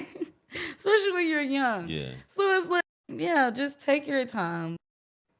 If you like, some people don't have it. Some people got to see it. Some people have to be told, hey, this is what I like. I really like this. It makes me feel like this. Yes, everything does not be owed an explanation, but eventually everybody's not going to get it. Yes, you get your divine partner. But when people start wanting to talk about divine partners, then that's when you'll start getting there. If you're just dating and you're making selections and options out here, then, hey, you choose your options. But if you're waiting for your divine partner, that's a different conversation. So we'll keep it light on that one. Yeah. So you mentioned earlier, and I'm going to ask you this because I want to get your thoughts on it. Sure. You said you would like to be married one day. Yeah. What does this man look like? I don't want to talk physically. What does this man look like in your mind? This husband of yours. Ooh, that's crazy. Because listening to you, you're a person who's into, or somewhat, you're into manifestation. When you were talking about your weight and what you, that, I don't want to say digital, in the matrix, that's what they call it, the digital self. How you see yourself digitally or in the future, if you will. But this person, and we're not talking about physically, this husband of yours, how would you describe him outside of his looks? He would definitely be confident. He would be 100% confident. I feel as if the person that God would bring in my life, he would be a God-fearing man. Like, to me, everybody has their own definitions, but to me, that's how I feel. I feel like he would be a God-fearing man. And honestly, when I say God-fearing, for me to not be a Christian and be more spiritual, it's not about if he's Christian or not. I feel like whatever religion that person has, they have. But am I going to mold myself for that? No, I don't have to do that. But am I going to be mindful and take heed to that? Yes, I will. Because I value you for that. You valued me for who I was. So don't expect me to just fold how I came.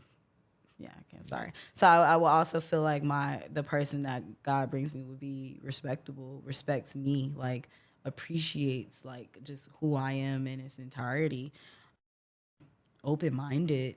Oh, just I just feel like he's gonna be like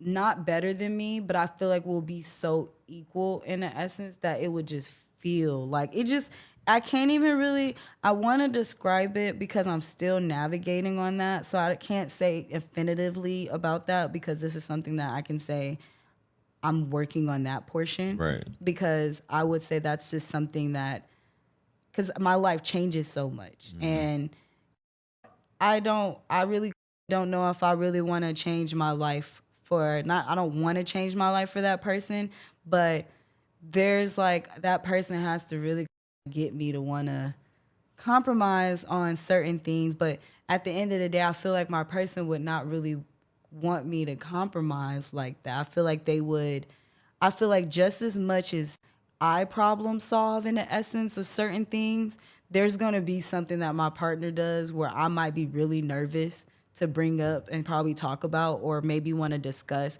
And it will be such a progressive, open, understanding conversation. It will be, yeah, we have couples have their little hiccups and things like that. But to me, I just feel like it would be different because there's times where I've had discussions with a lot of partners that I've dated and things like that. And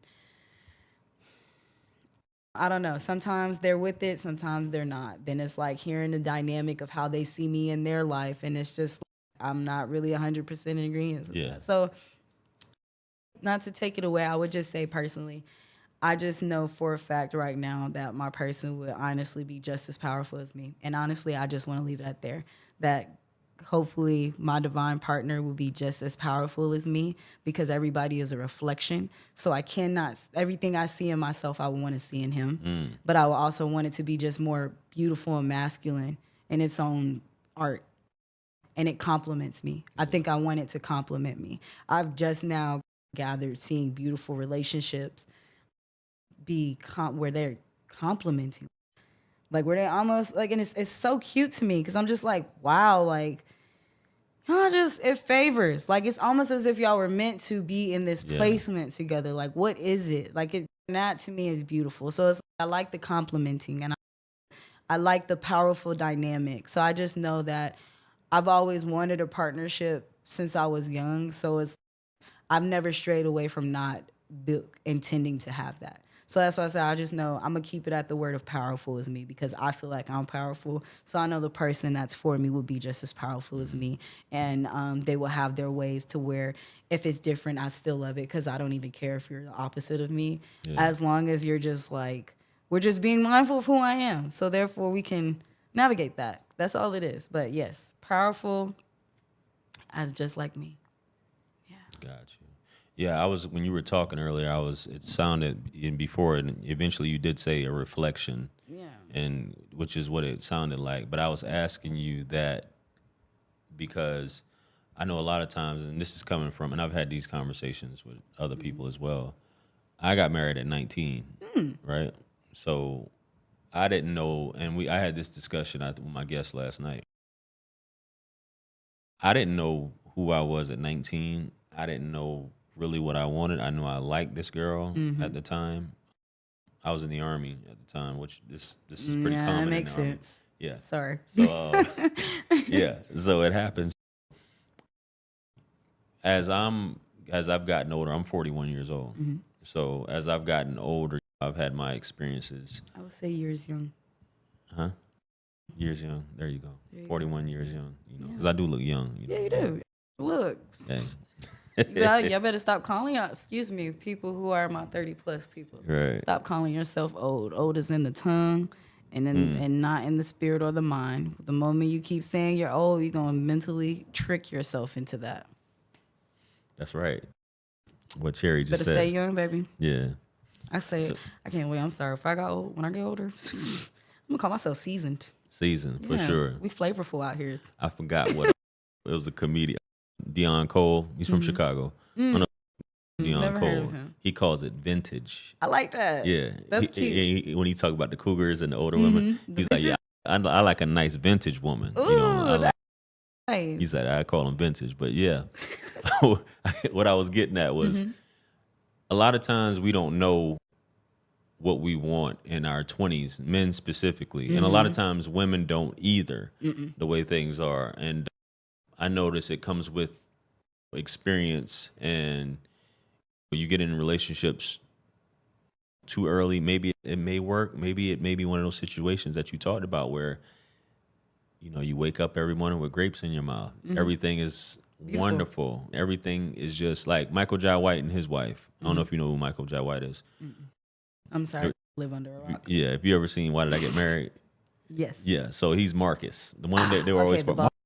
Mark. Yeah, Yeah. No, not the bald head man. The dude with not Sheila. You heard the loudmouth lady. the loudmouth lady. Yeah, I like her though. Yeah, so Mark, his name is Michael Jai White. So he's a martial artist / actor. Okay. He said him and his wife in real life, they've never argued. Everything just, and people, I think in this world, you're lucky, super lucky. I don't know how many times you've done it, and if those who know what I'm talking about, I don't know how many times you've done it to actually make it to that point to actually encounter this person. But he describes it as that, and I know many people never come across that person, or either they have and they serve their purpose on their journey. Yeah. But that's why I was asking you that at this point. I know you said you're still, as we all are, still learning as far as what it is. But I was just asking you that as far as an idea. But here in Atlanta, back to Atlanta, and I'm gonna finish this off here soon. You mentioned when we first started, there's a lot of people from the outside, like myself, who have opinions on Atlanta Yeah. and whatnot. And I've asked this question to a lot of different people. And what we come across, what I've heard from a lot of people is dating in Atlanta is pretty bad. It's not really, if you want to date, you need to go outside of Atlanta and things like that. That's what I've been told too. Yeah. Do you see Atlanta as like a man's playground? Because this is what I'm hearing in terms of dating. Or from your clients. Have they mentioned that? If not from you, have you heard something like that? What's crazy, a lot of my clients either married, They're married? kids, relationships with their partners, Gotcha. or something like that, or just single women. Women trying to move up where they are. Like, I would say, I guess maybe because of how I look at dating, I would say Atlanta's everybody's playground. Everybody's playground. Atlanta's so accessible for everybody. Yeah. Like, women, you want men, if women are going for high caliber men, and a lot of us people associate high caliber men with money. Yes. So I'm going to just say that. If that's what some women want to go and find that, women can find that. Men, if they want to find high caliber women with money, they can find that. It's here. People who like to intertwine, and I intertwine like swingers, that's here. Like, I would just say it's a playground for everybody. It's not just a playground for one person. Gotcha. Do men have a little bit more of an upper hand in this city a little bit than maybe some women, to where a woman would call it a men's playground? Then I guess, but that's if you only give that person that much power. I feel like for me, living in Atlanta, being the woman that I am, I come across a lot of eclectic people. I'm glad you a lot used of that different term, people. because that's how I was going to I describe call you. myself eclectic. Yeah, That's why I had to I was change going to it. describe you as an eclectic person. Thank you. But no, there's a lot of different people, and I guess for me, it's just, again, like, it's navigating through that. If you're gonna do your 1, 2, and have fun, do your 1, 2, and have fun, but know what it comes with. I feel like people not having conversations, but people do lying as well and putting on facades. Yeah. And these faces, and again, people's real faces show after 6 to 7 months. So come on, like, especially if you're meeting new people as you get older. The representative. Yeah, like right now, you're meeting their new hire face. That's it. This is the new hire face. if you want to look at things at a job, like we could look at dating like a job. It is a job. It is. Yeah. Honestly, Dating is sales, in my opinion. dating But is dating is sales to you. Yeah. Dating to me is like let the best man win, because this is a war out here. It's a war. Cause you gotta fight the people that can't fight for real. So you already, yes, you're conquering those. Now I gotta sit here. It's like David and the freaking Goliath. Now I gotta fight this next battle. Okay. Now we got these type of men. Okay. Now we slashed through them, thankfully. Mm-hmm. Now we gotta go through this caliber of man. Okay. We slashed through them already, thankfully. Now So, but each development is a development, you could say, for the individual. Mm-hmm. Because if you're still saying, oh, why do I keep attracting these same people? And we all have these questions to ourselves. For sure. But at the same time, who are asking these questions to themselves? Until you start asking those questions for yourselves, and when you really start deciding and debating on if you want more, in essence. Is it attracting or is it selecting? Yeah, because people will ask that. Why do I keep attracting? But why do you keep entertaining, or selecting this person? Yeah. Absolutely. I would say both. Yeah. Because I would say you attract them. Yeah, you are what you attract, but at the same time, you are what you entertain too. Yeah. I mean, hey, I don't expect everybody to be perfect. Don't expect high and mighty. I don't think everybody is, oh yeah, I know exactly what I want, and you're not it. Mm-hmm. Them people who know exactly what they want, I like you for that. Mm-hmm. That's cute. Like, love that for you, because then it helps you navigate that. But I know what I want for myself when it comes to this life stuff. Everybody want to focus on what they want dating. Have your good time until you get yourself together. Mm. And then maybe when you get yourself together to where you feel confident in yourself 100% and like what you like, then boom, you can really say, I want that.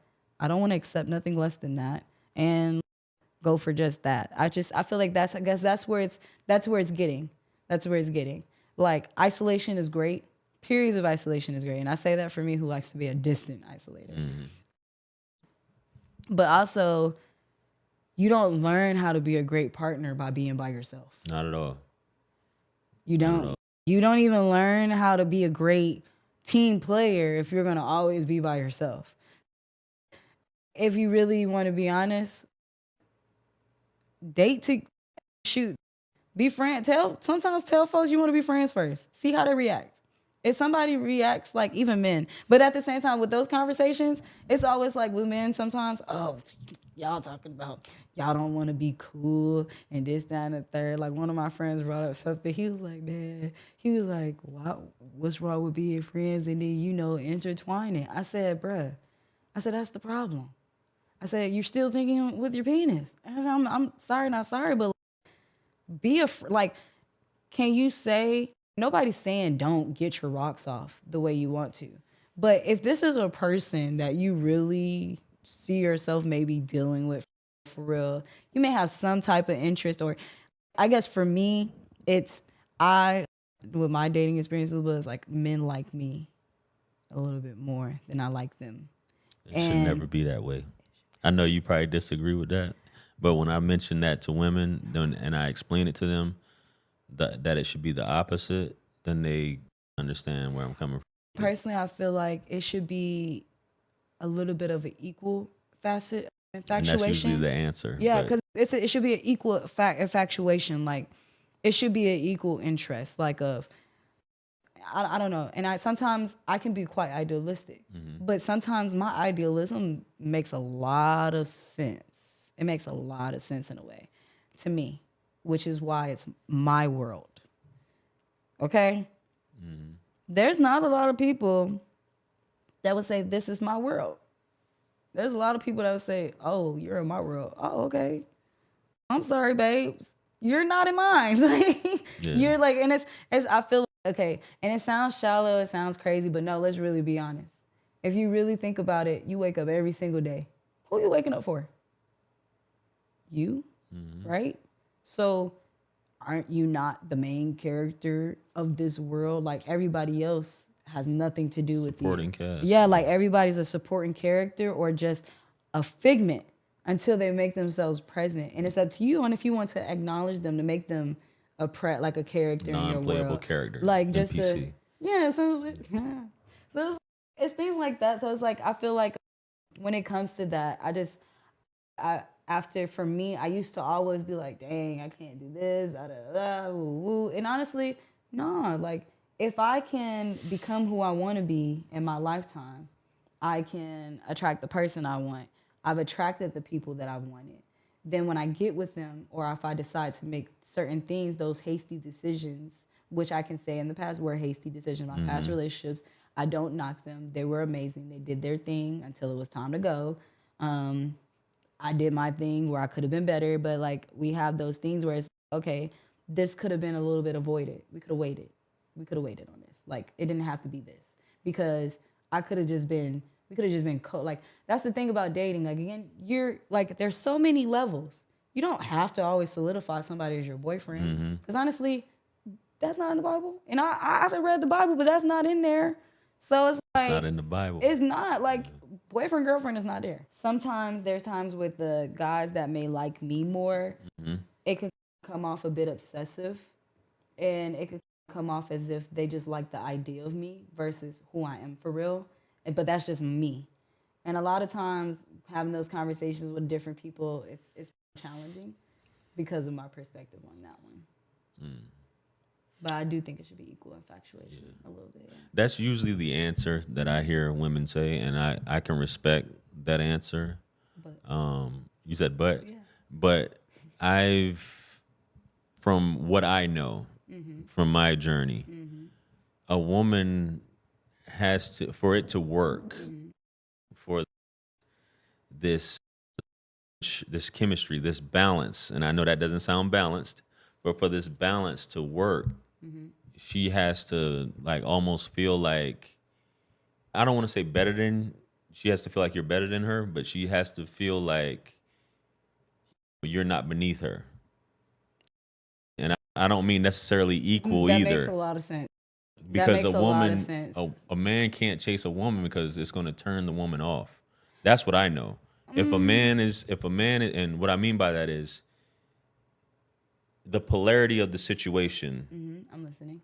If the woman is here and the man is down here, or even if it's here, in a perfect world, a lot of these things we talk about that you do hear women say, I wish I want this, I want flowers, or I want a man to do these things. I want a man to call me, send me text messages, things like that. Yeah. All these different things that you hear women say, and then when a man comes across and does those things, She doesn't like that. she doesn't like it. She doesn't like it from this dude. Yes. But the dude that she does, if he was to start doing those things, she would appreciate it more. she wouldn't.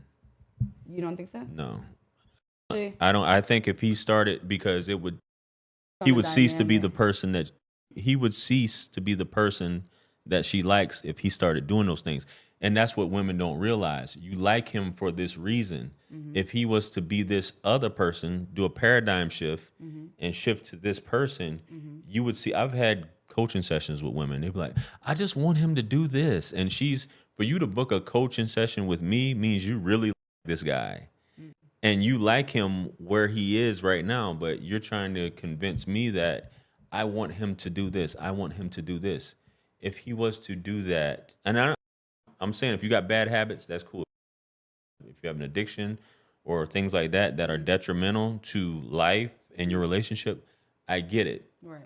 But certain things that women are attracted to in a man, she can see other things and be like, I wish my man would do that. I wish my man would take me to this place or take me to that place, or he would have this prepared or have this date planned and all this stuff. But as soon as he starts doing that, it's just, I think what I'm fundamentally trying to say is what a woman says she wants and what she emotionally responds to are two separate things. Okay, I can hear that. Yeah. But at the same time, emotionally response, it does have to depend on the placement of that person and where her heart is at that time, I would say for sure. Because a lot of times certain things that are done can be done in an instance where the woman might be tired, but she's just entertaining at the point because there's care there. There's still love there. It's just that, you know how you got that thing where, what is the best analogy that I can say for this? Because to me, I feel like we say what we want and we could get that, but then My problem is I can get that. It's not hard. It's not challenging. And I don't Say that think again. It's not challenging. it's not There you go. challenging. You just have to believe that, speak that, and know that for yourself. I think for me, one of the things where I was like, now it's like, dang, men are not really as romantic for real. But this is me going on a journey of really trying to know exactly what I want, and then maybe date around to see if that there's somebody I want to date around, be with, or like just I don't know, just maybe okay, we'll see where their intent lies between each other and get to know people. But then I feel like in that instance, I feel like it's one of those things where sometimes it's a hard place, like it's a catch-22, like it's hard, like it's challenging. And I say it's challenging only in those realms of like really trying to say like when you know what you want and you want to go for that, but then you have this new person, because yeah, you did want it from that person, but now you have this new person. The thing is, you accepted this new person when you weren't done with that person. So now you're not able to really fully 100% receive this new person because now you're too busy doing the comparison, which is again leaving you as a salt pillar because you're too busy focusing on the past. And then, yes, it can be emotional and want like a disconnect there in an essence because I can see that perspective. But I also feel like it's like one of those things where maybe it's not really sometimes a disconnect, like in that maybe the person, again, and these are the things that I feel like that comes with those challenges. Yeah, the person we want can possibly do those things. Did we give them the time because that was what we wanted? Let's really think about it. We talk about the emotional connect and disconnect, right? For just really, if you want it and this person just has not done it yet, why didn't this person do it yet? Because they don't want to do it. Men only do things that they want to do. For sure. Or they're emotionally compelled to do it. Yes, but even then, it's still a want. It's still a desire to do it. Because you can't force a man to do something. And my thing is, too, if they're knowledgeable of it, whether they're unknowledgeable of it, there's times where some men really would sit here and be like, dang, I saw this and I wanted to do this. Just like, it's just certain things. Or I like this because this is something that has been in my mind to want to do. And now that you're here, whether you challenge that person or don't challenge that person, which is either bringing the perspective or don't bring the perspective, it's also about just that individual's capacity too. Because it's like, I didn't know like certain things about a relationship in a way, but there may have been certain things that I would naturally do to do things because those are the natural things that you would do, or these are the things that you see. So at the same time, I feel like it's just one of those things of balances. It's a balance because it's either that she knows what she wants and this, that, and the third, but this person probably just doesn't know how to execute. Yeah. Or he probably just has anxiety, or something like that. Because that can be a lot of things. Some men fear rejection too. So it's that's a case where they may be like, I want to really do this, but dang, you weren't on this when I wanted to do that for you. But then it could have been like, oh, I want this, but then you're dealing with somebody who really only wanted certain things from you. And they got that already because men are conquerors. I'm sorry, y'all just come in here ready to fight a war to get what you want, and then once you got it. Now, it's the desire and want from y'all is where the excess comes in. And that's why I say it's just the want. Like, if men don't want to do something, they're not going to do it. And that can be from, damn, I really don't feel like taking out the trash. Like, yeah. So it's like, in those simple, I don't want to take out the trash, it can be as simple as I don't want to buy you flowers. Why don't you want to buy me flowers? Why would I buy you flowers? Or I don't want to. I don't think it's a purpose. Some men have their things where I don't think you're going to take care of them. Me personally, I'm not a plant mom because I can't necessarily keep them long enough.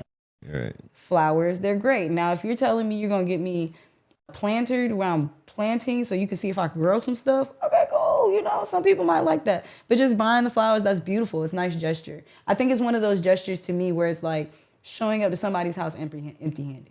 Yeah. It's like one of those things where it's like only like older generations will probably get that in a way of being in an old spirit to understand why. And then it's just you have the newer generation mixed in with women like, oh, that's corny. I don't like flowers and this, that, and the third. Okay, what do you like? If you like wing platters, then Wing platter.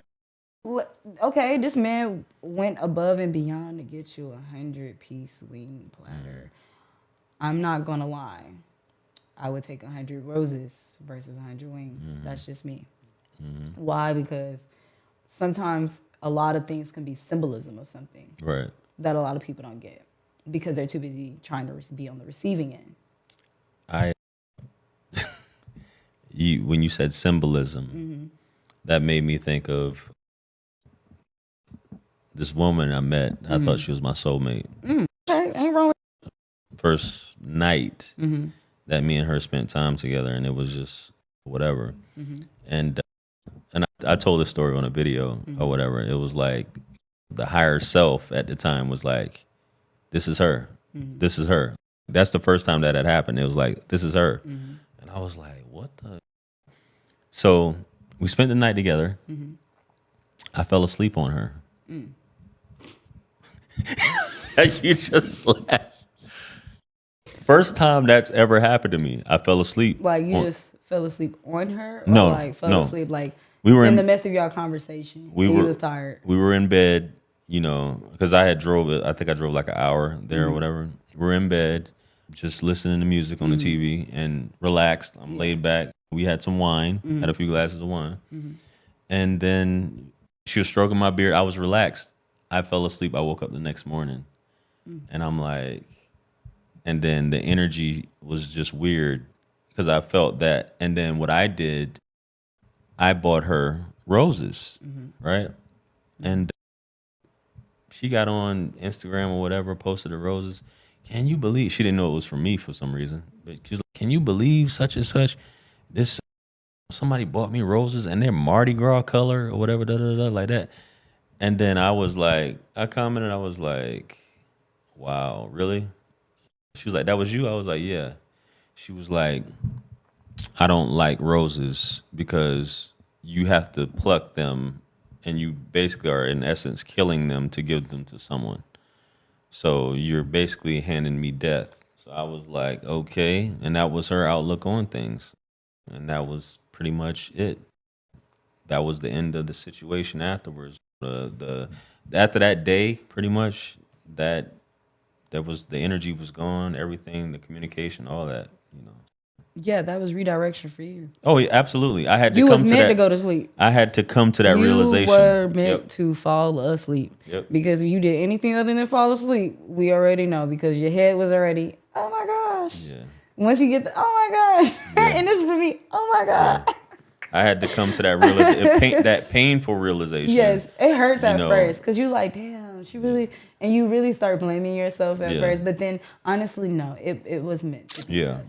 It was meant to do that. It's okay. Yeah. It was meant to understand that not everybody's receptive of how you show your form of love. Right. And that is okay. And that's just something that I feel like that's something I had to learn. Not everybody can understand everybody's form of love. Yeah. And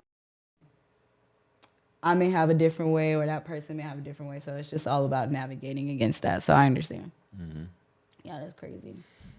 Said. So, Miss Cherry, we're going to wrap it up here shortly. What are your overall thoughts for, obviously you've been on your journey with what you went through.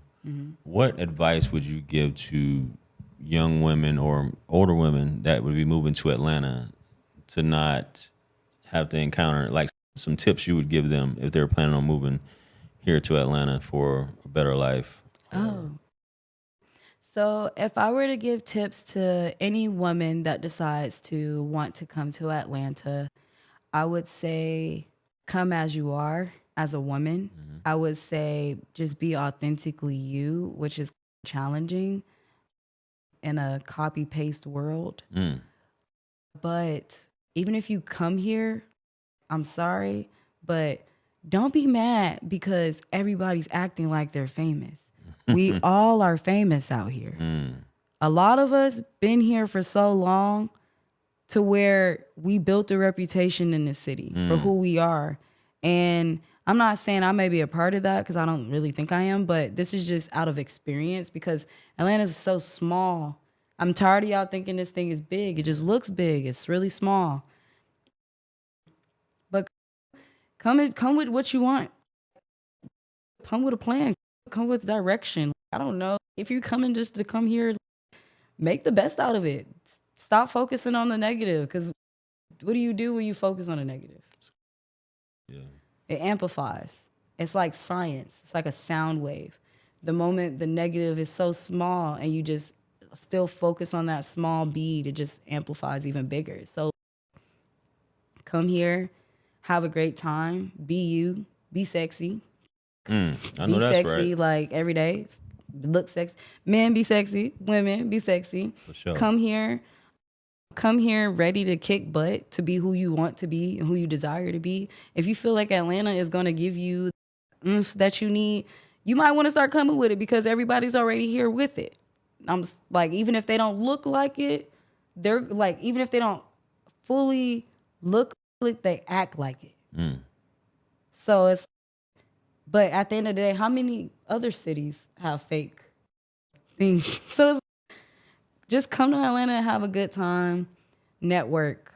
That's everywhere. Network. Get to know your people around. Get to know, if you're going to come here, invest back in the community if you find something that you wish was here, that you have there that is not here, that you think would be benefit. I don't know. I'm so progressive. So at this point, come with something that you feel would help elevate. Stop coming here to tear it down. And listen, stop trauma bonding with all these girls about these dating stories. Every girl is not you, and then every you is not that girl. If you coming from money and this, that, and the third, and you deal with people with this, that, and the third, please know there are some men that look like it and act like it, but they are not that. We babes, ladies, we have compasses. Use them. Inner compasses. Use them, please. Learn them. Navigate. But be you. Be great. Be amazing. Show out. Show us why you came to Atlanta. Make yourself, if you're going to make yourself known in this city, make yourself known. Build whatever thing you got. Like, it's so diverse here just by how many people moved from one state to another to this place. So it's like, you're not going to always just deal with Atlanta natives. You're probably dealing with somebody who hasn't even been here long, maybe a few years, trying to sit here and navigate themselves. Honey, just go by where the energy flows. You know what feels good, what don't. Right. So that's really my advice. I would say be yourself, come with a plan, know what you like, and yeah, because it's really easy to fall into this trap out here. And I feel like it is a little bit of a trap of this facade, but don't fall into the trap of the facade. I feel like it's just a assistance, especially if you're an African American or a minority that feels like you're trying to really be somebody. This city gives you, to me, that idea that you can be anybody you desire to be. Just as much as people feel like they can go to LA, they can be an actress, an actor, and a singer. I can be a star when I go to LA. Yeah, you can be who you want to be here. Yeah. All you got to do is show up as it and then be that authentically and not fake it. Like, if you're an actress, you're an actress. So please let it be known if you're an actress. I mean that, I like that, metaphorically yeah. I like and that. everything. Yeah. So, yeah. Where's the best place to meet people in Atlanta? The best place to meet people in Atlanta, it depends. It depends. So you have different realms, and I'm going to make this as short and sweet as possible within these realms, okay? If you are somebody who is trying to meet people in your corporate realm, there's a lot of corporate networking events, but learn to differentiate some of those networking events because they can either be a party or they can be a networking event. But then at the same time, you don't always know your limits when you're doing that. Honestly, it's a lot of places to meet people. One of the things that I can say for sure with Atlanta, there's really no set place to meet somebody. You can meet anybody anywhere. It's really all about navigating who you meet and how, if they are in alignment with you in reference to that based off of the discussion. But outside of that, I feel like you can meet anybody anywhere here. Atlanta's friendly. It's a friendly city. So that's one thing I do appreciate. New York is mind their business. Yeah. Yeah. But if you're in an environment where they're able to receive you, they will receive you. Or if you know somebody, things like that. If you're in Chicago, they're not that receptive out there. Like, not receptive as much, especially on their nightlife. I feel like with Atlanta, it's crazy to say, but to me, Atlanta's like one of the places where you can go out by yourself. Yeah.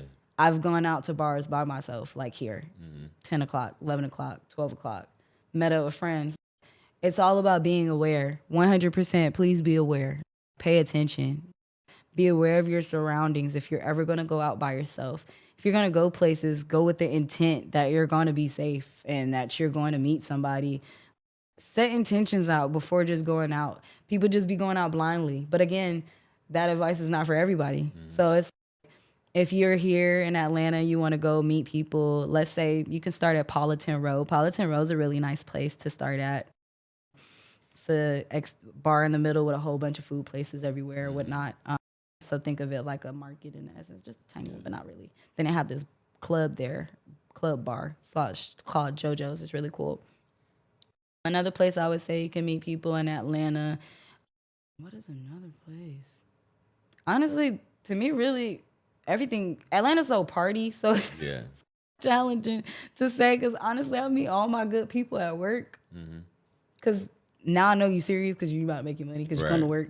Or I meet you out at the club or out of the bar or at the something or events that people throw or something like that. But other than that, if I'm out by myself, I don't meet women, but I don't meet too many. Like, I'll meet people in the essence of just, I'll get more men that'll walk up to me by myself than women sometimes. Yeah. And I wish sometimes more women would want to get more acclimated when they see a woman alone versus like me, because so every woman comes to certain things differently. Me, I just be going outside to get out the house because I work from home. So I'll be like, let me get out. But other than that, just so I can keep up on my like social things. But outside of that, I would say Politan Row is a really great place to start if you're gonna be by yourself.